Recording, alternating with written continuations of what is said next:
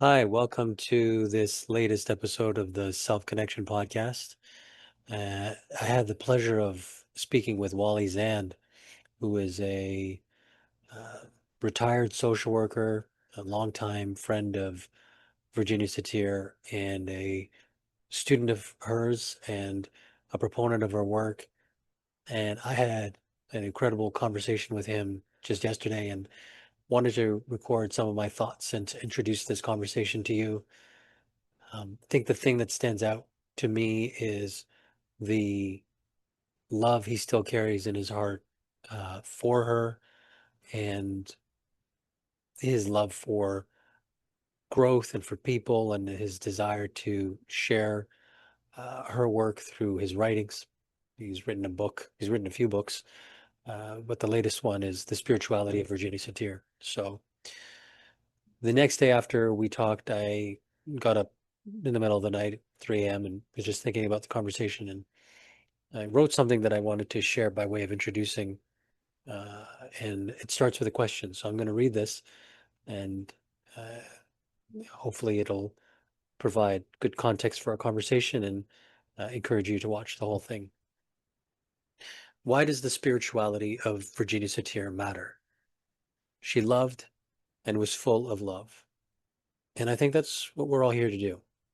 She showed us how to love and how to live with light, not to live in limited survival coping, blaming or placating or hiding in distraction or irrelevance or in limited thinking with no connection to emotions. She inspired a generation of therapists who have carried on her work with such faith and loyalty. Their devotion is like that of disciples. It's not an understatement that Satir inspired people religiously. Is it sacrilegious to say? Is it blasphemous to put Virginia in the same category as Jesus? When I first read Wally's book, I thought, yeah. And that's one of the reasons why I wanted to talk to him. I wanted to understand how she was able to have such a lasting impact on people. If it wasn't for her lasting impact, incredible impact on people, she would not have the power to create so many books and tapes of her work, which eventually touches my life, you know, 20 years after her death. After having a chance to speak with Wally, I don't think it's blasphemous to compare Virginia with Jesus. And it's not that I think Virginia was God. She was not born pure or died pure in the way that the Bible clearly depicts Jesus. She was flawed and limited. It's that I think we all have the seed of divinity, and she was a human being shining her spirituality outwards into the world so brightly that it reminds us all that we too are spiritual beings having a human experience. Wally was very clear. Virginia had her dark spots, and she had to work and to clear them up just like the rest of us. She embraced her humanity as well as ours. And in doing so, there was something powerfully redemptive in that. I think learning how to love was Virginia Satir's greatest contribution. Love being the highest energy, and it must be why we're here. She was congruent in ways that she was able to have no resistance in her way of loving people. This comes up in our conversation with Wally. And he describes this really simple moment where she sees him as she's driving in a taxi and she just sees him and she goes out of her way to connect with him, and I'll let you listen to that part um as it comes up. But it's all to say I see you and I value you. It seemed that she didn't want anything from anyone other than to be in genuine connection with them. And I think if we were to distill her mission, it would be her phrase, peace within, peace between, and peace among. You could replace the word peace with connection or love. Peace, I think, is found on the other side of genuine love and connection. And her power was in her ability to love. She clearly touched Wally's life, as well as so many others, so many people that I've met in the Satir community. When she was with a person, they experienced what it was like to be seen, held, touched and understood for their sacred worth, for their uniqueness. And this seeing put them in touch with their own vibrant energy of life force energy. So understanding the spirituality of Virginia Satir is a very important topic because it's an attempt, um, albeit it will likely always remain a mystery, how exactly the healer, Virginia Satir, healed herself. The one clue we have was the main thrust of her life was guided by love. And so we could take inspiration from her example. If we let love and our goodness lead us, we would have what we need to face the darkness within, between, and among us. Thank you, Wally, for this conversation. I really enjoyed it and I learned a lot, and it really put me in touch with something I think that's essential. And I look forward to continuing to learn with you. So I hope you enjoy this conversation with Wally Zahnd. So I'll just do a brief introduction. I'm here with Walter Zahnd, who likes to go by Wally, and I've had the pleasure of being introduced to Wally through John Banman. And Wally, right now I am in the thick of this book here, The Spirituality of Virginia Satir. And I, yeah, is it blurred out? Yeah, well, we both have a copy. Yeah. And yeah, John and I have talked a lot, and you come up a lot in conversation, and he's really interested in the spirituality of Virginia Satir's work, as you know. And before we started recording, I was mentioning to you that one of the things that I'm most curious about hearing from you are your own personal experiences with Virginia. And there's a section in the book where you outline 4 encounters, and just being able to read that and to imagine what those experiences like, and they give me clues as to how she was so impactful on people's lives. So I'm wondering if you could start from the beginning, which would be um, just a little bit. Well, maybe you could introduce yourself a little bit. Tell us who you are and about your work and your connection to Virginia. And then I'd love to hear about your first encounter with her. Okay. Yeah. What can I tell you? I had a passion for helping people from a young age. I didn't know how I was going to do that because came from a difficult family. We were splintered, and I used to get in trouble. And sometimes at school they'd say, "You don't want to be like him," and I laugh about that now. And when I went to college and started, they called me up and said, you may not make it here, but you can always make a good living as a plumber. Okay. So after I graduated and I got into one of my last couple of years of the BA, I woke up and got serious and dedicated to social work and went to graduate school in Toronto. I ended up working for the California Department of Corrections, and I was there for about 7 years.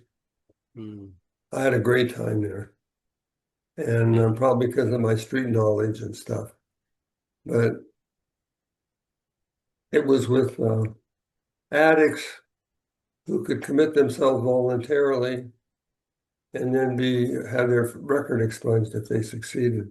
So I ended up with a dorm of 60 that I was responsible for. So I started there, and the person that I replaced was very psychoanalytic, very Freudian.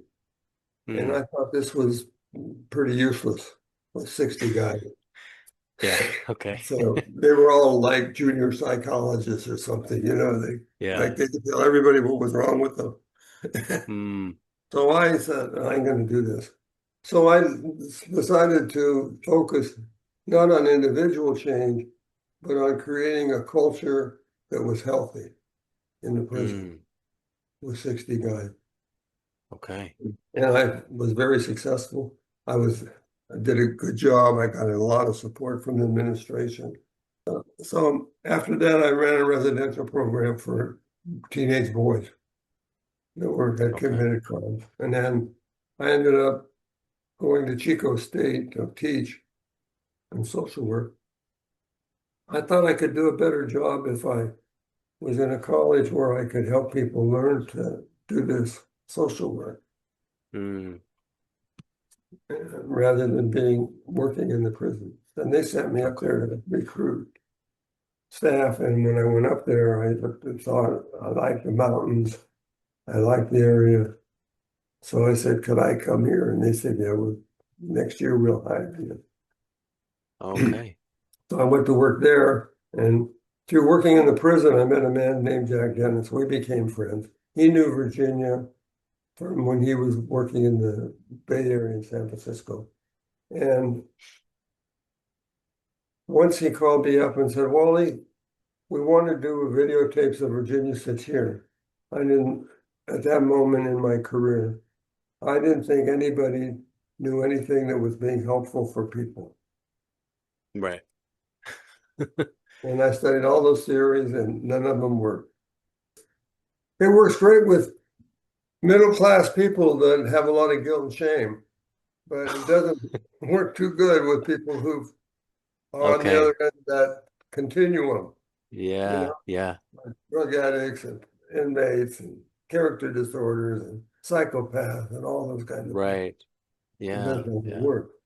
Anyway, so I was disillusioned by everything. When I started teaching, I I found that teaching was not as much fun as practice.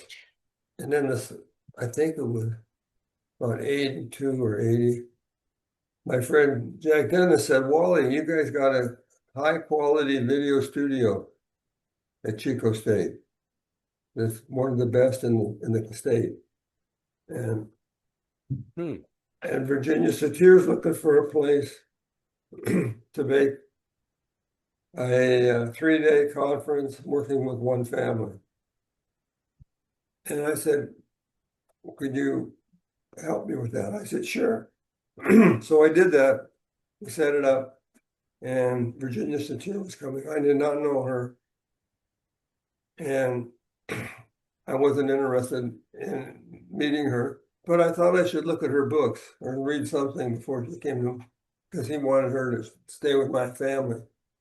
So she stayed in our family. I looked at this book, which is basically an outline, Conjoined Family Therapy. And I thought, well, if she can't write a book, I'm not going to read it. So I looked through it, and that's it. I'm done with it.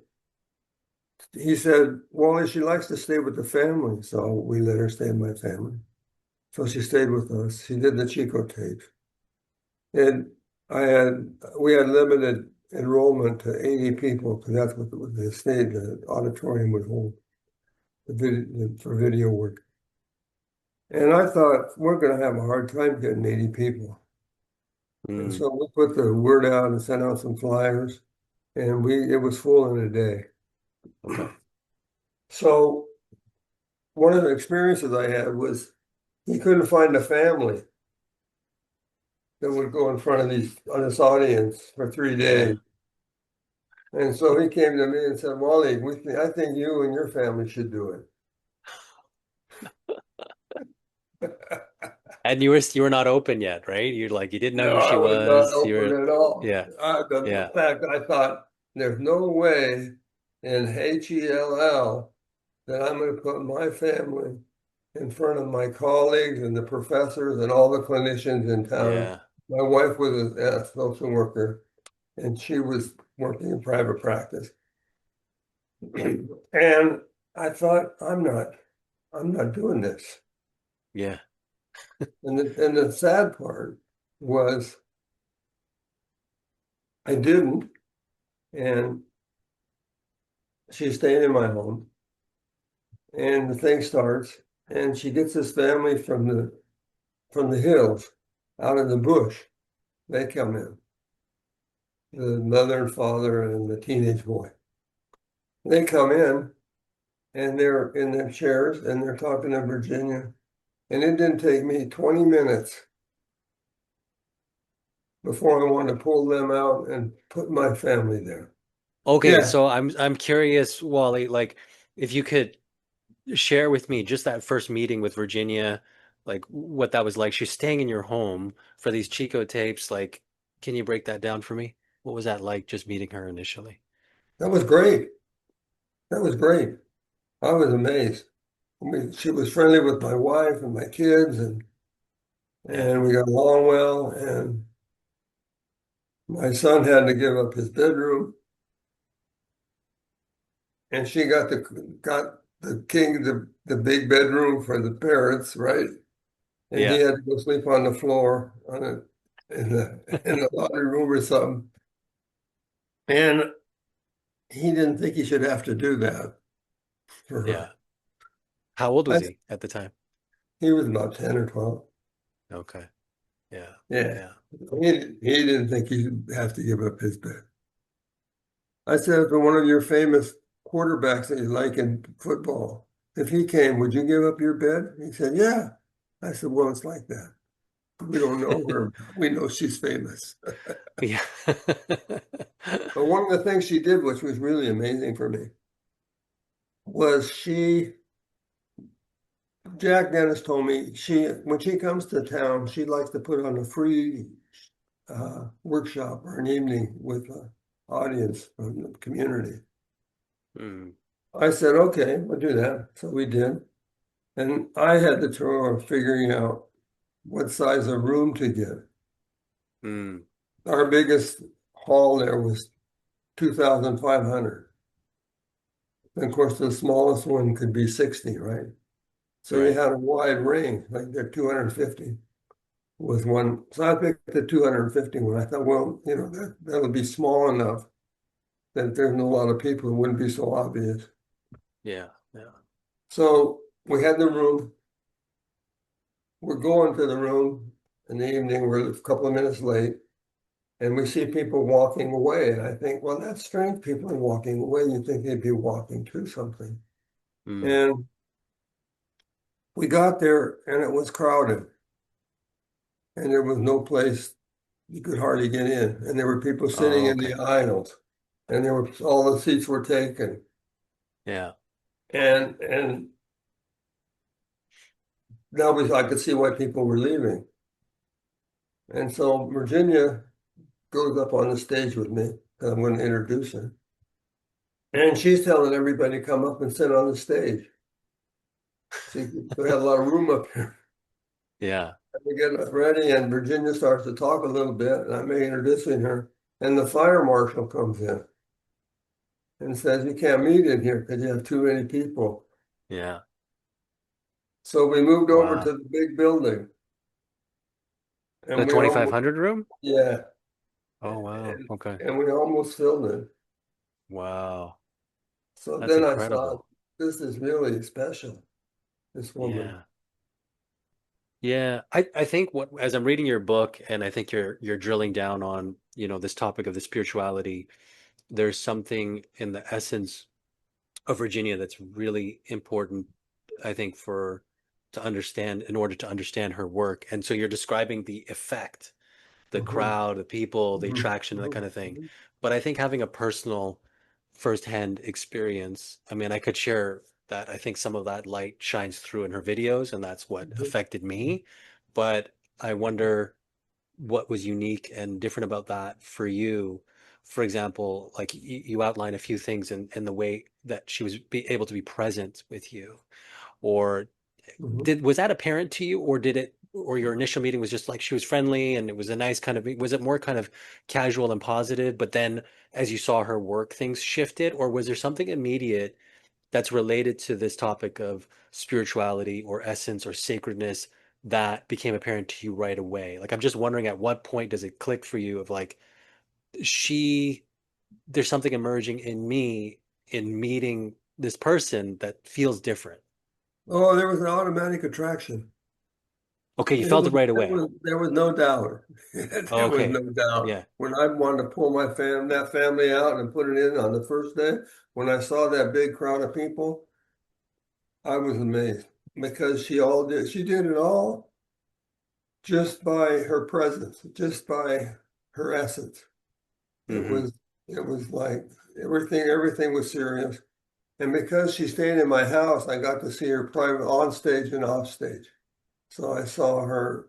I mean, some people can go on stage and entertain you, and then they can be like some of the faculty, they can be beating their wife at home or their kids, but in the classroom, they have an aura of popularity and Yeah, yeah.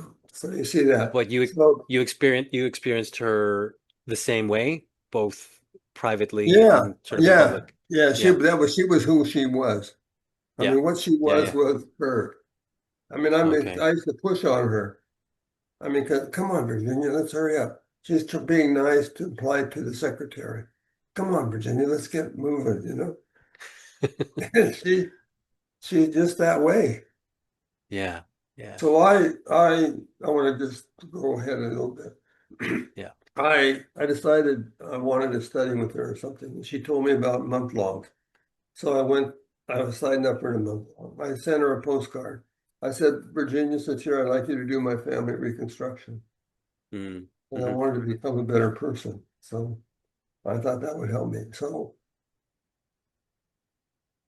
I go there, and Virginia is in a car in the back seat, and in the car I think was my was Stephen Young, who I met there first time, and we became really good friends. We did a lot of workshops together, family reconstructions. I took him to Europe, and we were tight. And she saw me walking, and she's driving by me. And she's not driving, she's in the back seat. And she tells him to stop the car. And she stopped the car. She gets out, she comes over and says, I'm so glad to see you here, and give me a big hug. Call me by my name. Mm, yeah, Yeah. And I thought, wow, that's amazing, yeah, yeah. Tell me about the impact. What was that like for you? Like, what did you feel? What came up for you in that A experience? great acceptance, a great feeling of being loved and valued. I Yeah. didn't fear to do it with anybody else. And some people have said later, oh, you had a special relationship with her. Hmm, hmm, And hmm. I believe that. Because later I happened to walk in on a conversation between two other people and her about her going to Russia. Hmm. And I said, oh, Virginia, I'd like to go. And they said, Wally, we have it all set. We all got our tickets. We're not taking any more people. And Virginia called me, said something to me about, well, what could you do, Wally, if you went? I said, well, I could carry your bag. I'd open your door. I'd be to protect you. I would take, whatever I needed to do to go, I do it. And they're saying, no, no, you can't come. And then Virginia says, oh, Wally, you can come with us. And they said, Virginia, we already have our plans. And Virginia said, I'm sad that Walter is coming with us. Mm, And they never said anything. They never argued anymore. They never brought it up again. mm. And I went, What? Yeah. What do you think it was between you and her that was, I mean, what do you think she experienced with you? I mean, did you ever talk about it with her of like, no, yeah. no, I was never smart enough to talk to her about anything like that. Well, Now I would have asked her a lot of questions. I wish I yeah. would have said more. But I think we did have a strong connection. Yeah. So we just had a deep click. I mean, it was just, and I think some of it may have very well been because she could see a lot of me that was like her when she was little, and the abuse and the neglect that she had in her family. Mm, Or hmm. she could see that there was some potential in me that could be tapped. that would. Was she older than is she must have been older than you by some No, yeah, years? she was. She was, yeah. And she was 72, I think, when I was about 50. Was it maybe 20 50. years old? I never figured Okay. that out. Yeah, yeah. But And she I was got she it. was she was the eldest in her family, right? I know she had twin Yeah. brothers. Uh-huh. Yeah. Yeah. Yeah. Yeah, she was the oldest one. And she Okay. got pushed off of her mother's lap Yeah. because the other two came. And then she Yeah. had a sister came, Edith. Hmm. Even hearing you talking about her, Wally, I could see the affection and the connection you have, and it seems to bring you to this very deep place. And if you don't mind kind of meditating on that or reflecting on that a bit more, I'm curious about, even with my experiences, which are, I want to say impersonal, but like disembodied. My experiences with Virginia are disembodied in the sense I never got to meet her physically. Mhm. However, I've gotten to meet her through her friends, Mhm. which is leaves such an impression on me. And I've gotten to develop relationships with some of them. And um, I'm curious, like, to be carrying on her legacy, to be doing this work for decades and decades, like, what do you think that energy is? It's probably hard to put into words, but if you could try, um, yeah.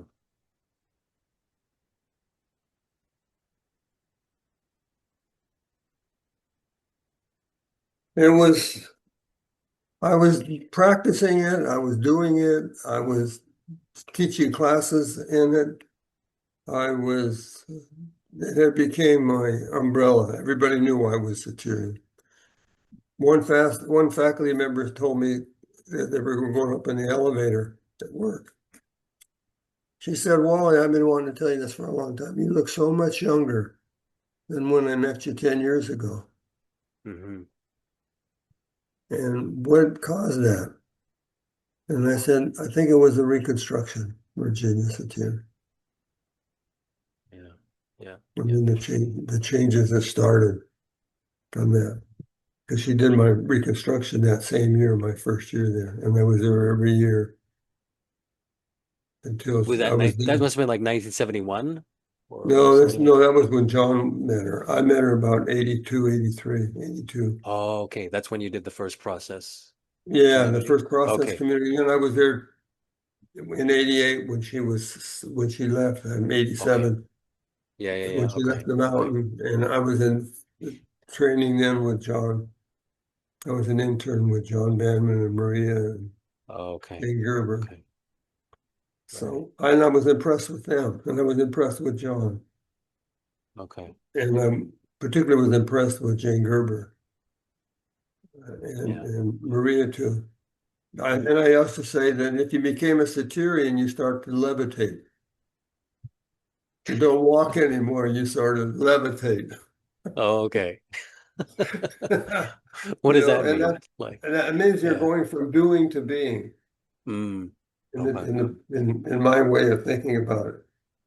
As you become more holistically healthy and Right. more spiritual, your body becomes different and your manners become different. Mm. H- How much of it is you getting into contact with your own essence, your own self, and how much of it is your relationship? I don't know if you can make these distinctions, but how much of it is like carrying Virginia in your heart and expressing that forward, and how much of it is like, well, there's something uniquely in me that I feel reflected in this stuff. Yeah. I thought Virginia radiated love. I thought that she knew people's names that she didn't see for 20 years, and she could Mm, pop up with their name. yeah. So there was this thing about how brilliant her mind was, but more important was her substance. And and and I was connected with her um, when she left the mountain. There was a lot of sadness and loss. Mm. and people trying to hold it up. But I thought that what she gave people was a sense of healthy energy, like an environment of love and acceptance and safety Mm, hmm. in her workshops. And when I went to the month-longs, I'd never been in such a wonderful group of people in my life. I've been in university class, I've been in prison, I've been blah, blah, Well, blah. it goes back to something you said earlier, like before meeting Virginia, you focused on context, not just individuals. You had an intuition Uh-huh, that you needed to change the culture. So you're focusing on the uh-huh, context. uh-huh, And so I think your perception or experience of that with her in these process communities must have been very apparent to you of like there's something different going on here with these uh-huh, people. There's uh-huh. something happening different in the space between people. And yeah, so it's great to hear about this love and this acceptance and the safety, which is the beginning point of healing, right? Is to feel in safe. So there's a couple streams that I'm thinking about. One is just being around her. You in your book, you write about near-death experiences, Uh-huh. and you talk about her early life where she was very sick and she almost died. And I Mhm, believe she was deaf for several years. mhm. So I wonder if you could speak to that and how that may relate to her becoming or developing into this presence and this loving, accepting, safe presence that you experienced, that so many people experienced. I didn't plan on writing the book on spirituality. That was not me. That came from, I was working on the Kaleidoscope Hmm. book. I started in 16 and I was writing it as a final book. And the original copy was uh, what the original one is. And then anyway, John said, nobody's ever written about Virginia's spirituality. And I said, I'll do it. I'll do it. So I put the other Hmm. one on the side and I started working on Virginia spiritual. That was right before COVID came. And I became aware there's nobody talked to her about spirituality. She talked about spirituality and and it was a real struggle for me Hmm. to do all the work on the family of origin and the mapping and getting chronology facts and running Yeah. down what church her parents went to and her Yeah. Yeah. grandparents and where they came from and all that, because nobody had really gone very far with that. I mean, I Mm, think Corrine great. did, and some other people, Bobby Lee, Monty Lee, but I learned that later as I'm doing my own research.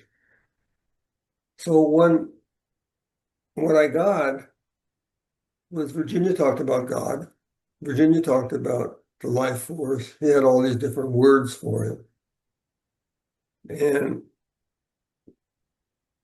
I came across the three quotes that I put in there that I'm a spirit having a human experience. Hmm. I knew God since I was friends with God since I was 5 years old. That put me into near-death experiences. Mm, It put me into childhood illnesses in 1921. So I did some work on what kids were dying from in 1921. all right.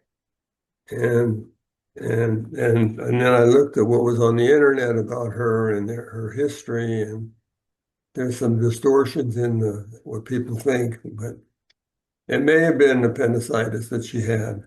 But Mm, the religious structure in her family between her mother and her maternal grandmother and her father was distinctly different because they were uh, Christian Science monitor people, the hmm. mother and the grandmother, maternal. And they were Yeah. praying for her salvation and for her healing because her And mother, modern medicine was forbidden. It yeah, was exactly right. yeah, yeah. And the father was a strong member in the German Lutheran Church, which was a group of Germans who wanted to hang on to German language. And during World War II, they called themselves the Brown Shirts. Mm. And so I Well, always she thought, wanted to be she wanted to be private about that for the longest time, right? There was an update of People Making oh where she yeah, includes a yeah, chapter. Like I think she explicitly said that she was afraid she would be dismissed if right. she talked about it. So sorry, continue it. I think that's That's all something that I right know she. because she also was very firm that that piece could not be ignored. She would put it out there, but she packaged it in such a nice way that it was pleasant. What couldn't be ignored? I couldn't hear that. Her spirituality was not, she was not going to deny her spirituality. Yeah, yeah. So it was in her document on her deathbed when she said that I was a friend of God since I was 5 years old. I didn't Oh, see that until I saw it in an article or in an what's unpublished. this document? She had a Yeah, document at her deathbed? What was that? it was something that one of her caretakers had written. Okay. And then there was one other tidbit of information, and it's in the book, and it's from Jessie Locke Carlock. She had an interview with Jane Gerber and asked her about Virginia's spiritual beliefs. Hmm. And I got a copy of that and I read it, and Jessie is still alive. So I called her up and I said, "Did you delete anything?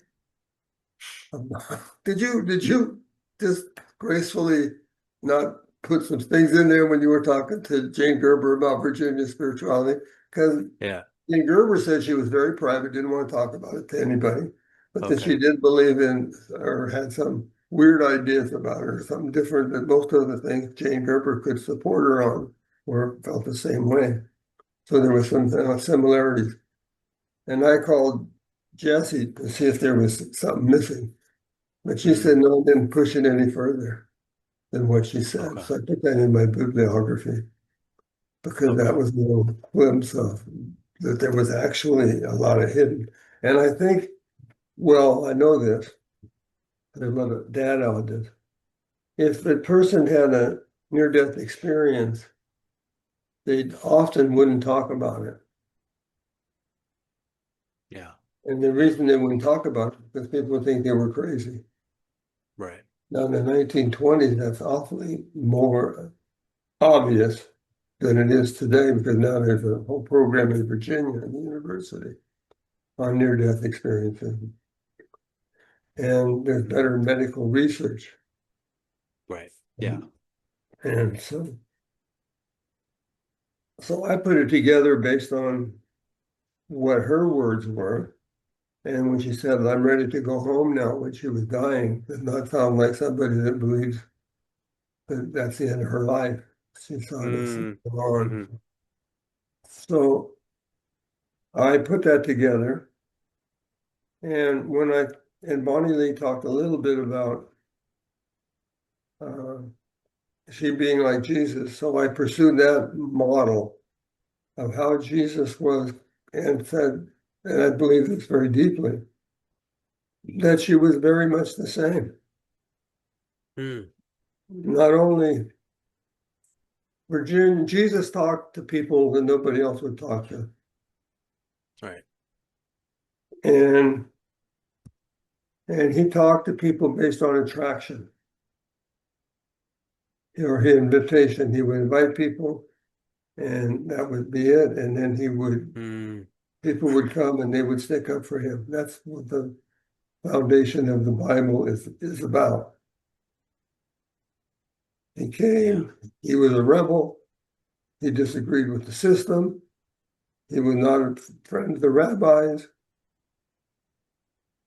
and he was attracting people away from Judaism to Christianity. Mm. Hmm. Hmm. and he did it publicly. Right. Right. And she Yeah. did everything publicly. Yeah. So a lot of parallels. Yeah. Yeah. Yeah. Yeah. And then the Well, to Bible has a lot of references to what she was talking about. What her content was is almost all biblical. So I spent a lot of time in the Bible finding things like three generational families, saying your yeses and your nos, and putting that all together into a package that I didn't think was going to be very popular with the Satir community mm, or some people. right. In terms of seeing the parallels, or are you saying that it's a coincidence that her essence sort of mirrors these things? It's coincidental, or do you think are you saying her education, her upbringing in the Lutheran Church really informs this, and that's really it's she expressed it in a different way, in her own unique way. Um, yeah. What do you make of these parallels? You know, I have you make much? I make them that they came from the Bible.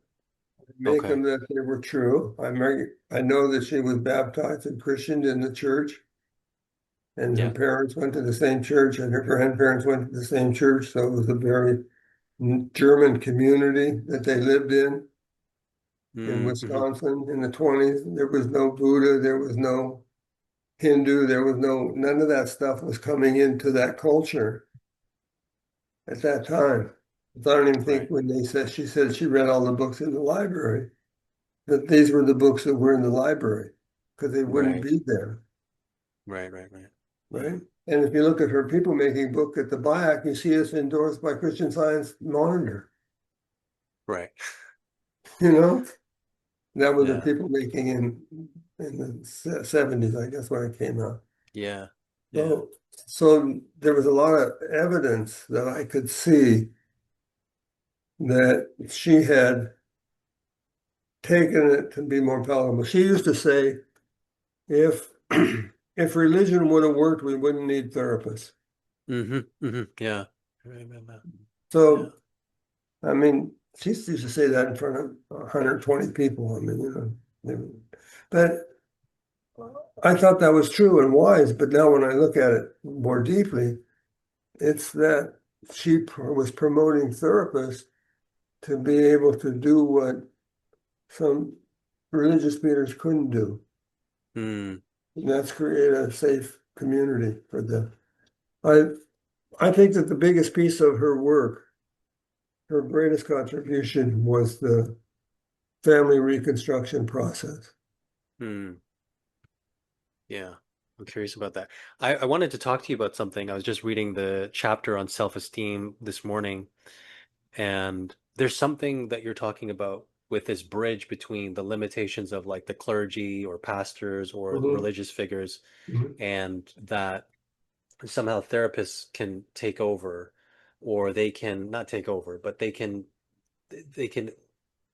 contribute something important, right? mhm, And what mhm, is that contribution, and what was Virginia talking about? And so I think about this tension between what, let's say we call it this the sacred essence or the sacred self and self-esteem. And you describe in the book, you talk about how self-esteem is learned, that we learn, we internalize beliefs about ourselves. And mhm, one of the things that I struggled often in studying Virginia Satir's work is she would often use the term self-esteem and self-worth mhm, to describe something beyond what typically psychologists would be talking about when using those words. Self-esteem, Rosenberg's self-esteem scale is like 10 questions, and mhm, it's talking about right, thoughts and beliefs and feelings and things like that. And so even in your chapter, you move between describing the sacredness, the I am, and mhm, differentiating it from self-esteem. But even in that movement, sometimes it can be confusing. Which one do you mean?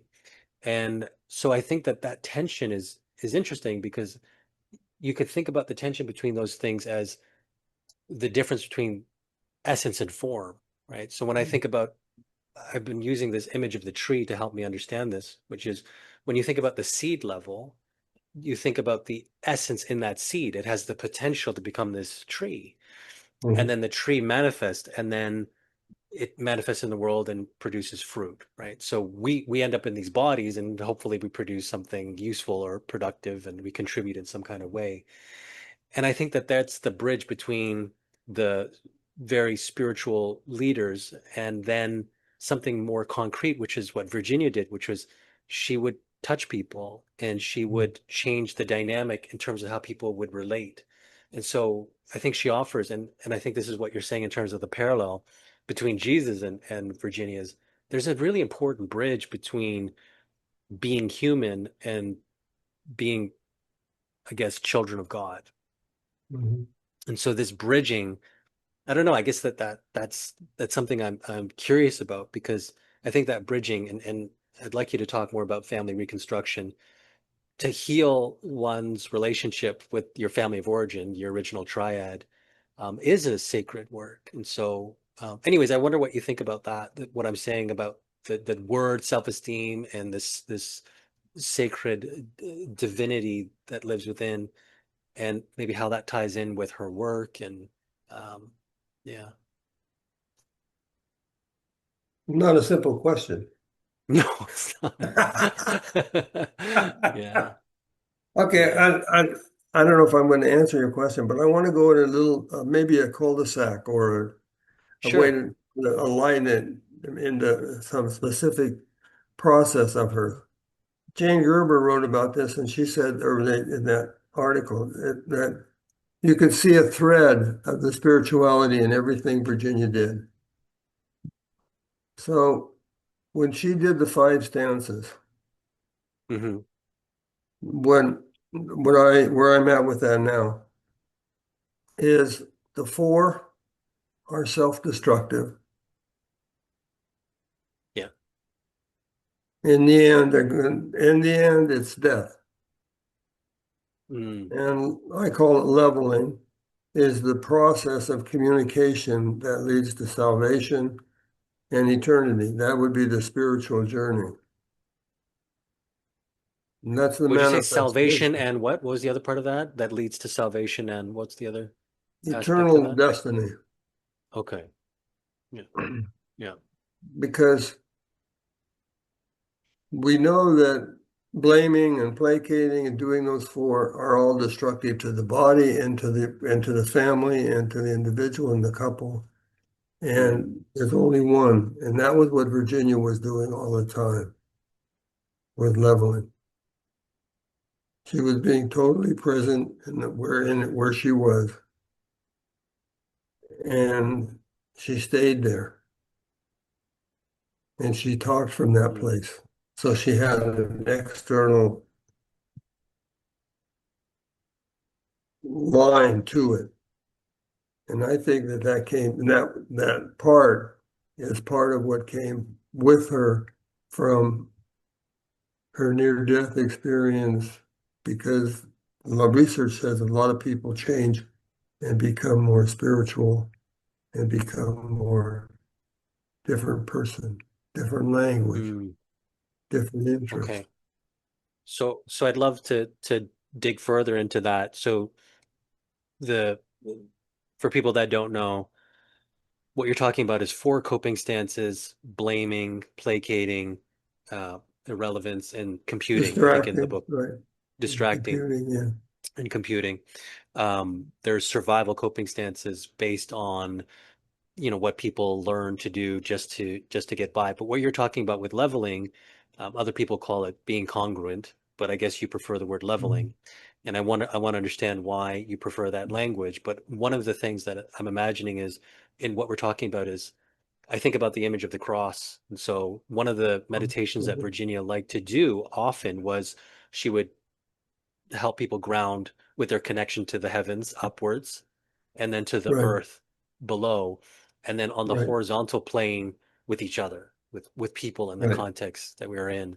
So that forms this cross. And so is that is that a good way of understanding leveling? Like this, what I feel you were describing is this connection to what's higher and bringing it down and then being able to manifest that here with each other. Yeah. I usually talk about a plumb line inside you. Okay. Yeah. And you can't be leveling. I like that word better because it's an active word. I write about that in my other Yeah. book, much more deeper in the revision. It's a it's a leveling. You can't be leveling or congruent. And if you change every couple of seconds, leveling is when you have that plumb line coming down Mm. with all your Hmm. internal pieces lined up, and you're very much aware of your internal, and so you're connected with the inside self from the bottom, which is God or spiritual, your spiritual center. So that's what I think about. And I do think about horizontal after you get the vertical. Yeah. Yeah. You can think So about there's it a as a, sequence to it. Yeah. yeah. Um, could you could you define when you say spirituality, what do you mean by that? Yeah. That's a good question. And it's with the I am too. When I first thought, when I first saw the I am Yeah.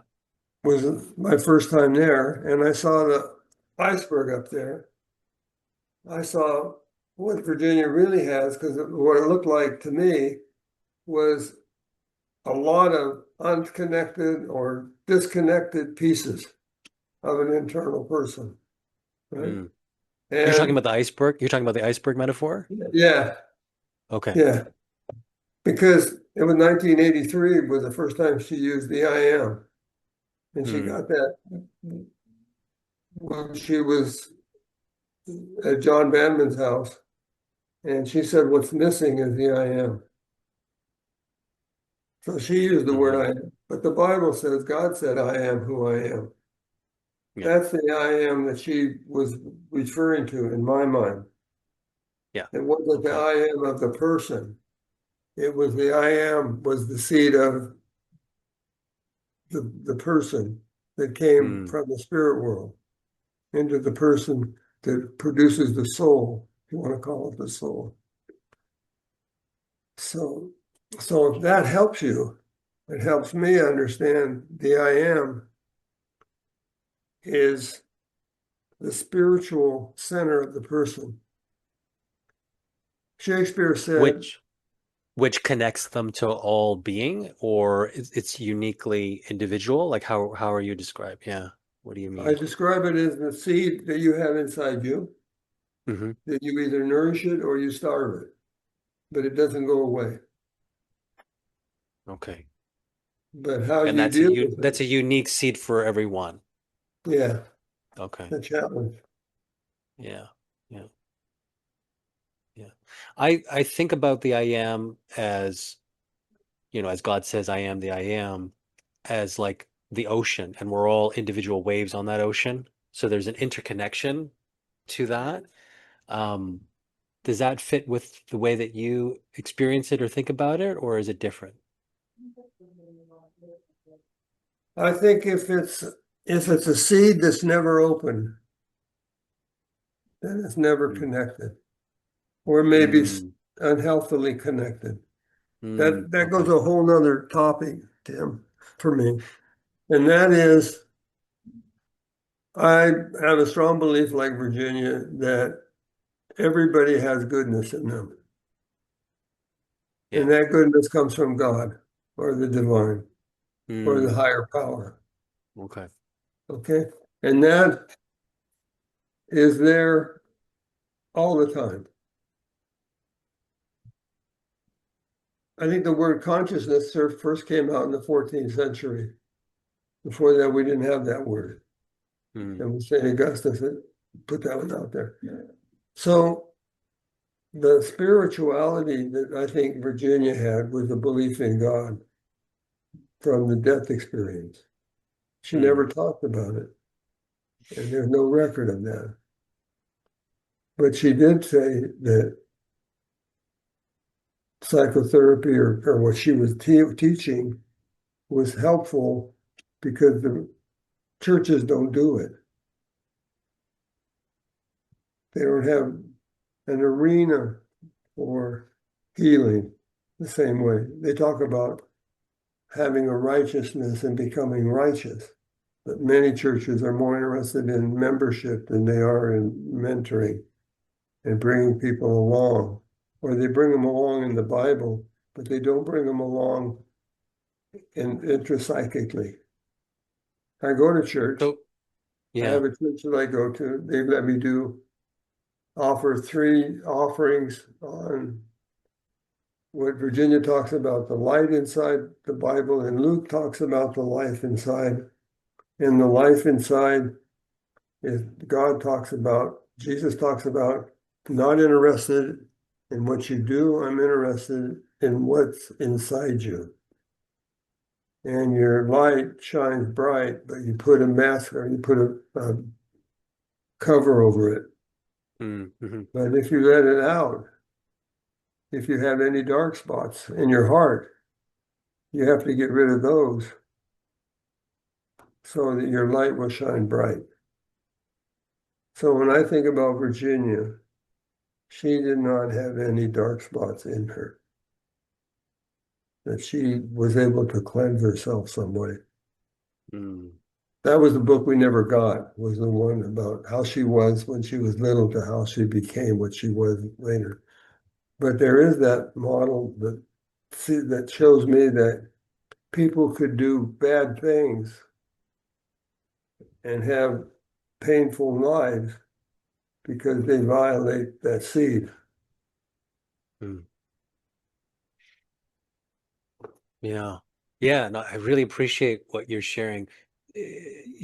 Virginia talked about the dark cylinder that encapsulates people and blocks their light, right? This Uh-huh. idea, and I think reflecting on the image of a seed, we're all we're all born with this seed potential within us, Mhm. but something needs to take place for it to activate. And so Virginia Mhm. would talk about the activation of life, that parents Mhm. don't create children, they activate the life there therein, you know. Yeah, Um, and so when you say she didn't have dark spots, do you mean she never had dark spots or she worked through them somehow? What do you think her relationship was with her own darkness I think or she worked through darkness? them.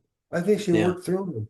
I think she had them because she talked about how she saw, I think it was her grandfather chasing her grandmother around the kitchen with a butcher knife threatening to kill her. And her parents came and one of them and grabbed her and took her out of the room. Now that's trauma. Yeah. So I have a big question, which is how did the healer heal herself? I think she went into psychotherapy first. And she also hit the depth in her several times in her adult life as she was moving. And one of those was when she had a pregnancy that had to be aborted, and her husband was in the World War II, Mm-hmm. and entry tube in the tube the pregnancy was, and it had to be removed. And then that as a result of that, she could never have kids. There was severe depression. And then she was depressed when she tried to adopt those 2 kids that she did.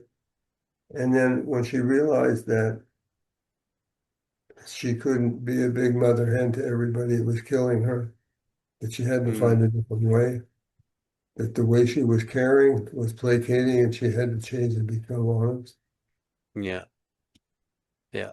Yeah. I think in the Chico tapes, I think she said she was she felt like a cow with like tits all over Hmm. her. That's what she Yeah, said. She makes yeah, this joke. Yeah. Where she was yeah, just yeah, open to everyone. yeah. She said that one, and she Um, said, I feel like a mother hen with all these chicks under my arms, and they're always out there, and right. you're always protecting Yeah. everybody but me. Yeah, but it still begs the question because she, like you, commented on the ineffectiveness of psychoanalysis at the time, that she felt Uh-huh. it quite limited. Yeah.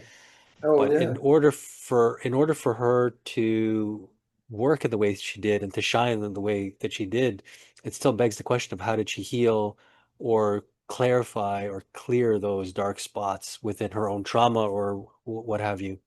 So. I don't know if you could speak to that or if it's just really a mystery, who knows?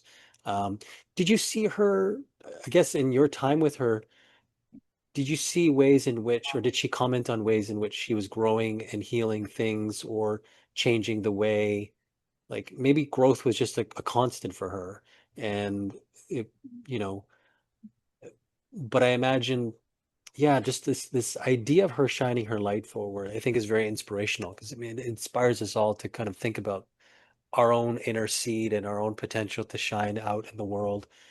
Um, and to learn from her life and her example would be great. And I wonder, as a therapist myself, and people Mhm. listening to this will be therapists, um, what what do you think, or what do you know about her life which may have helped her heal? Like, uh, I, I don't have a clue. yeah, But it's I an think, unsolved but mystery. if I was going to answer that, what I would say would be she had no, you know, we were coming up the steps of a workshop in Canada, and it was late at night, and it was 11 o'clock, and I was really tired. And I thought because Virginia was older, she would be more tired than me. And we're going up the steps, and she says, "Oh, Wally, I want to talk to you for a minute." And I said, "Virginia, I'm really tired. Can I go to bed?" And she stopped. She turned around on the staircase, looked down at me, and she said, "Wally, I have no internal resistance." Mm, And I thought, hmm. damn, another thing she's going to make me do. I got to work on not having any internal resistance, right? Yeah. And she did that with her last poem about leaving the earth. It was about, I talk to people now in churches if I get a chance to do a workshop or something. I talk about my job is to help you cleanse your soul. Mm, hmm. And I'm working on cleansing my soul. And that's the best thing that I could do. And that's what Virginia was doing all the time in my word, in my thing, is helping people at their deepest level forgive themselves and learn Mm, a new way. yeah.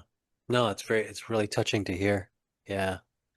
Um, that I still feel flummoxed by like the mystery, but I think you expressing just her way of being is powerful in its own right, Mhm. which is that that's the clue, right? It's like to the extent that we can feel and be aware of our inner resistance, move towards the light, right? Because there's an attraction towards the darkness, there's an attraction towards the addiction, there's an attraction to the avoidance, there's an attraction to blame, there's an attraction to project, there's attraction to all that negative stuff. Um, but there's hope. And I think the fact, like, what she modeled through her life is the hope of you can shine brightly. And here's my Mhm. example for me of what that looks like. And well, if you don't mind mentioning, like, how old are you? Because you're still writing, you're still doing things, you're talking to me, like, um, doing the math. You graduated in 1962, so that's, 60 plus years of working as a professional. You must be somewhere in your 80s at this point. Yeah, I am. I'm 88 this week. you're 88. Okay, okay. When's your birthday? Friday, On 14th. Friday? Okay. Well, I'm wishing you an early birthday. Okay, it's just Tuesday. Yeah, I think I love what we're talking about. Like this, just this image of, or this phrase of I have no internal resistance, right? Uh-huh. And like the my son on the weekend, he was riding a horse. He was just trying out riding a horse. He's like, why do I feel like, why does the horse move like this? Like, why do I feel like I'm going side to side? And I explained, well, the horse is walking on legs and it's constantly balancing itself and so forth. And it's not like a car. It's not like a car with smooth wheels. It's just buzzing ahead. And so this image of no internal resistance is like, yeah, being able to, you know, connect to the invention of the wheel and being able to move forward, with more efficiency, and and this image of like cleaning the dark spots, clearing the glass, and um, yeah, and I think that that's the image in your other book, the Kaleidoscope book, which resonates with me. I've grappled with John on the image of the iceberg. I think that. I think that the image of a light shining through a window is one that I've thought about, that where this light and the roles that we play is like this window. So okay, now I'm wearing a role as a dad, or I'm wearing a role as a therapist, or I'm wearing a role as whatever. And my job is to shine my light as brightly through that particular window, however I may do. And so I think that sort of tracks with your image of the kaleidoscope, that lights comes through it. And um, so sometimes we need to clean up some spots, which is really interesting because I think the idea of distortion, thought distortions or beliefs that limit us are really those dark spots. They're things that we really buy into. And, if I have if my glasses are tinged in red, then everything starts to look red. And it's a perspective that I live with, but being supported to take off or get new glasses or look at things in a new way, um, is what's really healing. So, what's your connection like to Virginia's work and her essence now, and what inspires you today, and what's your hope for her legacy and her work moving forward? Well, there were lots of things I wanted to tell you about, but I want to tell you about the concept of goodness Mm, that we have. Virginia talked about that. And I believe that that's foundational, that every yeah. behavior has some goodness in it and has some positive intention. And my students used to say, no, that's not true, blah, blah, blah. But I don't believe it. I believe, Well, like Virginia, you were working in the prison setting. I mean, I'm sure you've seen and talked to people that have committed the most heinous of crimes. yeah. How can you say that there's goodness when you've known and talked and worked with people that have committed, the most terrible crimes? Yeah, help me understand that. I'm going to tell you about it with a case that I had with a teenage boy. It was a Hmm. boy that was conceived in the mental hospital. He was used by his parents for burglaries. They would break the bottom window and he would crawl in and unlock the door. And his parents separated, and her mother went back to the psychiatric hospital and got another man. And now she had two kids and she had a second husband. And he committed a crime in his family, the boy. And he came to me in my residential program. And every time I saw him, I thought, what was the good intention of this kid? I just want to beat him up. What he did was not right. It just was against everybody's moral standard. Yeah.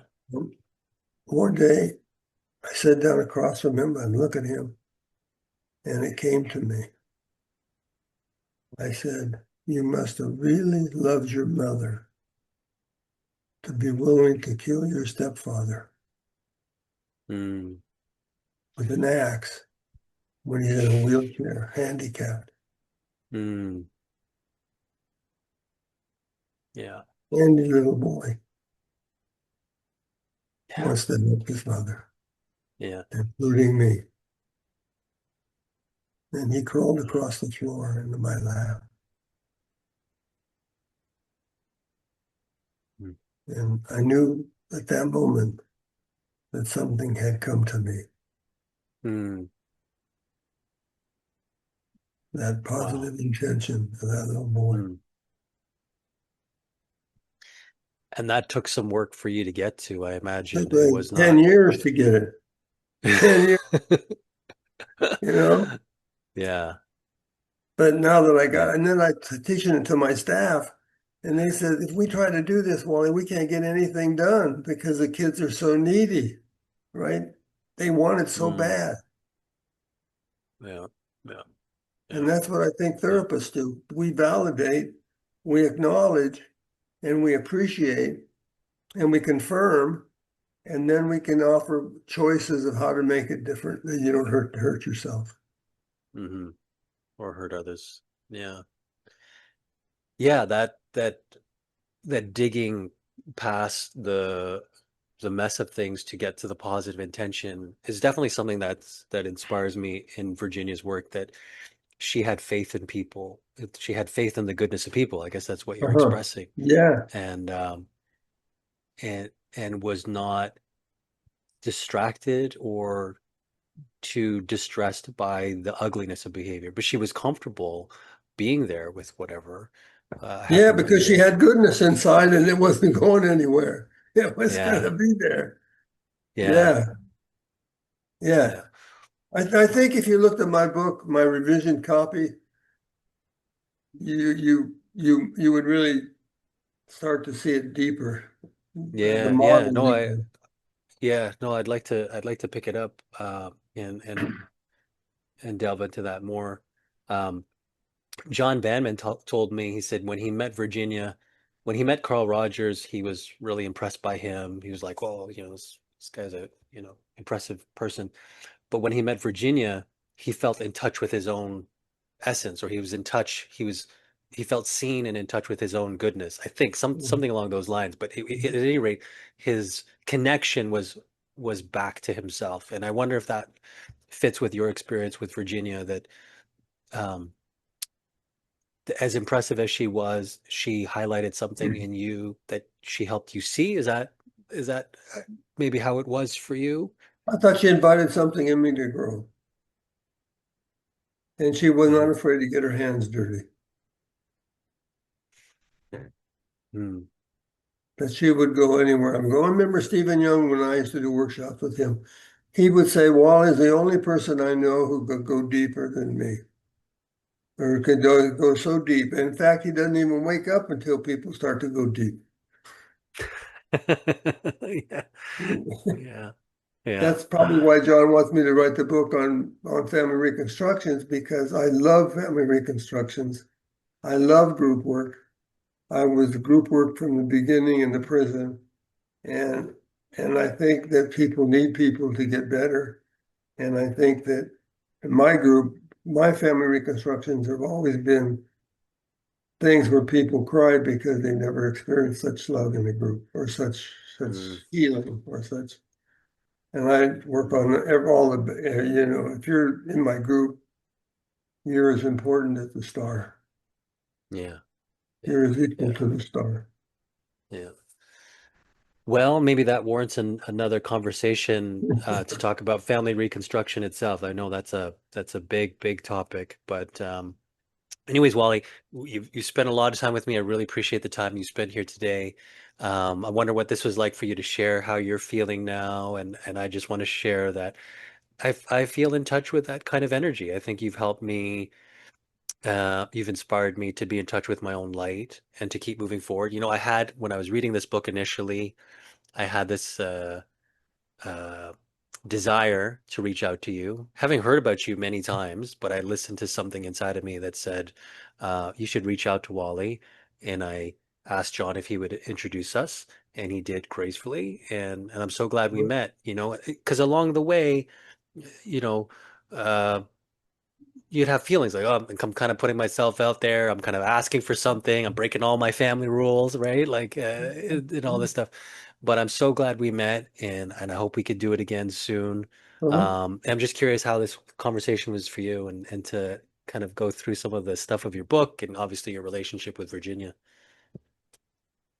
It was exciting. It was challenging. It was sometimes difficult or painful about things that come up that I haven't shared, but that's the way it goes. I enjoy the time with you, and you look like a good, healthy young man trying to do the best he can and put it together well and pass it on to other people. And I admire that Yeah, in you, you know. thank But you.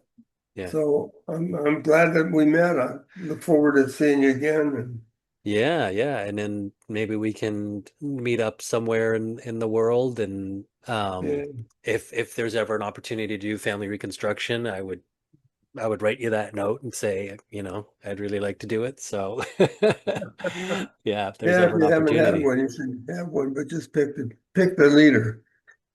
Just be Yeah, careful, because yeah, there's some yeah. people that say some people are really good, but when I look at what they're doing, there's so much choice. I mean, it's one of my concerns about Satir model is Hmm. we're going to add more stances to Virginia, but why don't we say these are my stances from the book? Let's keep Virginia's work honest and Virginia. That's what I do in the